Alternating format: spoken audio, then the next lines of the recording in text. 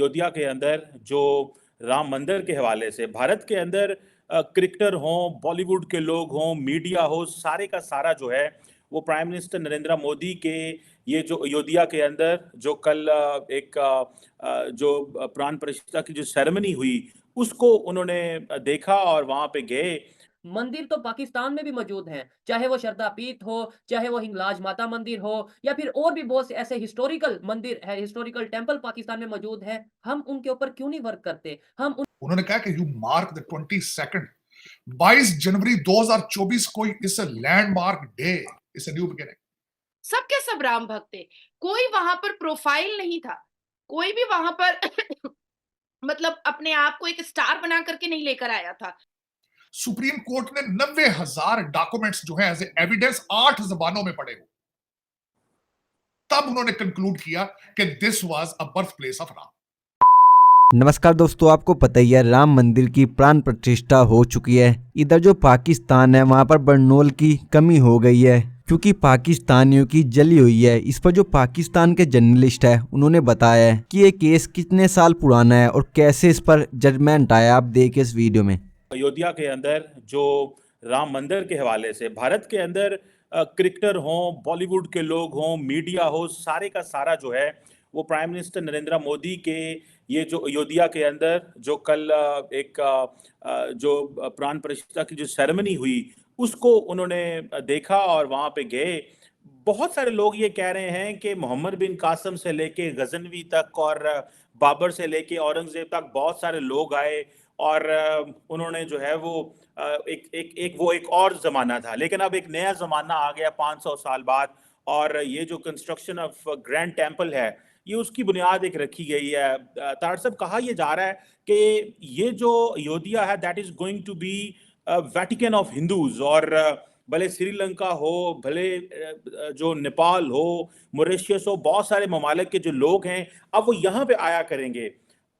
एक पाकिस्तान का भी इसमें मौक़िफ़ है, ज़ाहिर बात है, लेकिन तार साहब इसको आप कैसे देखते हैं कि सारे का सारा भारत जो है वो नरेंद्र मोदी के साथ खड़ा हो गया है, पहले डेवलपमेंट इकोनॉमी की और अब मज़हब को वो जो है वो लेके आए हैं, जिसको बहुत सारे लोग एक्सेप्ट कर रहे हैं। आपका इस पे क्या कमेंट्स हैं? How do you see this sir?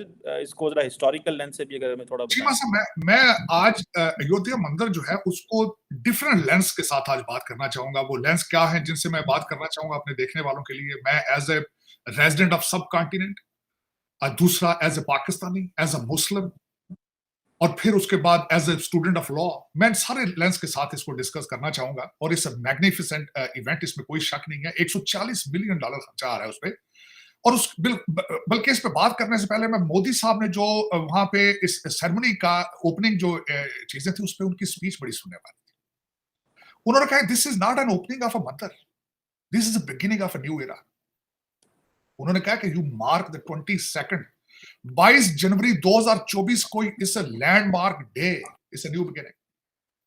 और वाकई ही इट्स अ न्यू बिगिनिंग, जिस तरीके से आपने जिस तरह खुद फरमाया है कि ये वेटिकन होगा हिंदुइज्म का। अब मैं सब कॉन्टिनेंट का एज ए सिटीजन होने के हवाले से मैं उस एंगल से पहले लेंस से बात करना चाहूंगा। देखिए, बाबरी मस्जिद बनी, उसके नाम से जाहिर है कि बाबर ने मस्जिद बनाई, 1524 में बनाई उसने। राम की जन्मभूमि 9,000 साल पुरानी बात है। और यहां पे ये मुस्तरद बात नहीं है, लेकिन मैंने इसको ऑनलाइन इंटरनेट से ही मैंने देखा है कि जब फॉरेन इन्वेडर्स यहां पे आए उन्होंने 60,000 मंदिरों को तोड़ के मस्जिदें बनाई। जब उनका हाथ था, वो ताकत थी। सबसे बड़ी बात किस वजह से एक लिमिटेड तादाद में लोग इन्वेडर आते थे और सब कॉन्टिनेंट को ओप्रेस करते रहे? वजह क्या थी? हिंदू मजहब is a non violent religion और उसका ये भरपूर फायदा उठाते रहे। चाहे मुगल थे या उससे पहले थे, थोड़े थोड़े से लोग घोड़ों पर बैठ के आते थे पहाड़ों से उतर के अफगानिस्तान की साइड से, और यहां फिर वो हजारों सालों तक हुकूमत करके जाते थे। जब वो गए तो चंद ईस्ट इंडिया कंपनी के लोग, वो भी मिलिट्री नहीं थी, एक कंपनी थी, वो आई यहां पे 1857 में जाके क्वीन ने इसको ब्रिटिश कॉलोनी बनाया था। उससे पहले तो एक कॉर्पोरेशन रन करती रही इस मुल्क को। क्यों? क्योंकि Hindu religion is a non violent religion. और आज एज ए हैसियत सिटीजन ऑफ अ सब कॉन्टिनेंट, आज अगर ये टाइम आ चुका है कि इतने अरसे के बाद सब कॉन्टिनेंट राइज कर रहा है पूरी दुनिया में, तो मेरा ख्याल है मुझे उसमें उनकी खुशियों में शरीक होना चाहिए। एक तो ये एंगल। अब दूसरा, ऐसे मैं एज अ लॉ स्टूडेंट इसका एंगल बताना चाहूंगा। यहां पे मैं ये भी बल्कि मेंशन करना जरूरी है, लोग इसको ज्यादातर कवर नहीं कर रहे, इस चीज को बिल्कुल नहीं बता रहे हैं। वो 1859 तक दोनों मजहब वहां पे इकट्ठे इबादत करते रहे। इसको ब्रिटिश लोगों ने सेपरेट किया था, और इस वक्त कई लोग ये समझते हैं कि ब्रिटिश पॉलिसी जो ये थी कि डिवाइड एंड रूल किया जाए, तो उन्होंने हिंदुओं और मुसलमानों में ज्यादा डिवीजन को उन्होंने इंक्रीज किया। ये भी एक थ्योरी है इसमें। और फिर उसके बाद इससे अगली स्टेज पे चलें तो हाई कोर्ट ऑफ इलाहाबाद से ये चीज शुरू हुई। उसके बाद ये सुप्रीम कोर्ट में गई। सुप्रीम कोर्ट ने 90,000 डॉक्यूमेंट्स जो है एज एविडेंस 8 जबानों में पढ़े हो, तब उन्होंने कंक्लूड किया कि this was a birth place of Ram. ठीक हो। उसके बाद फिर उन्होंने वहां से 25 किलोमीटर दूर एक फासले के ऊपर एक जगह दी है जहां पे उन्होंने कहा कि आप अपनी मस्जिद बना लें, और वहां पे बना रहे हैं मस्जिद। बल्कि यहां पे आपको इंकशाफ ये करूंगा कि लोग नफरतों में आते हैं तो बहुत ज्यादा आगे चले जाते हैं। मैं समझता हूं कि बहुत गलत बात है।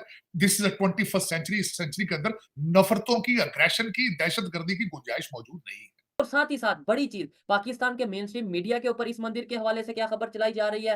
मंदिर तो पाकिस्तान में भी मौजूद हैं, चाहे वो श्रद्धा पीठ हो, चाहे वो हिंगलाज माता मंदिर हो, या फिर और भी बहुत से ऐसे हिस्टोरिकल मंदिर है, हिस्टोरिकल टेंपल पाकिस्तान में मौजूद है। हम उनके ऊपर क्यों नहीं वर्क करते, हम उन्हें रेनोवेट क्यों नहीं करते, हम उन्हें पाकिस्तान की प्रॉपर्टी, उन्हें पाकिस्तान की एक मतलब बहुत ही अहम प्रॉपर्टी समझ के उस तरीके से उसके ऊपर क्यों नहीं काम करते। क्या हम इसके ऊपर वर्क करके पीपल टू पीपल कनेक्शन बेहतर कर सकते हैं? क्या हम भी अपनी पूरी दुनिया में अपना सॉफ्ट इमेज बना सकते हैं? इसी पर बात करेंगे। नाज़िया इलाही खान हमारे साथ मौजूद हैं। अस्सलाम वालेकुम नाज़िया जी। जय जय श्री राम।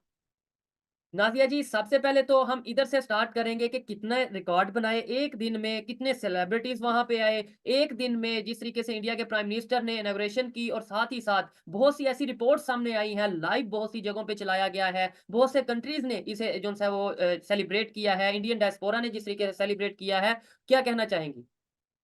आज कोई भी ना शोएब, वीआईपी, वीवीआईपी, मंत्री, संतरी, सुपरस्टार, स्टार नहीं था। आज जितने लोगों की का हुजूम लगा था, गैदरिंग थी, वो सब राम भक्त थे। सबके सब राम भक्त थे। कोई वहां पर प्रोफाइल नहीं था।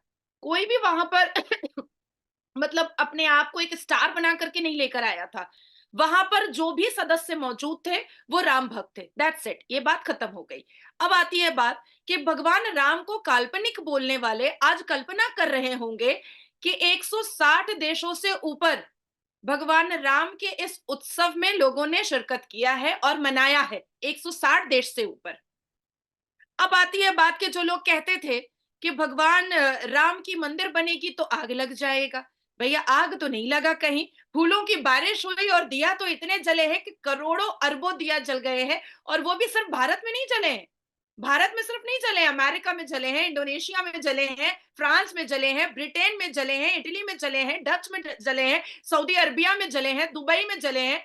तो अब आप सोचो कि कितना खूबसूरत मंजर है कि फ्रांस से मुझे मेरी फ्रेंड्स जो है वो फोटोज भेज रही हैं। आबू धाबी से लोग मुझे फोन करके, वीडियो कॉल करके दिखा रहे हैं कि हम भी दिया जला रहे हैं। तो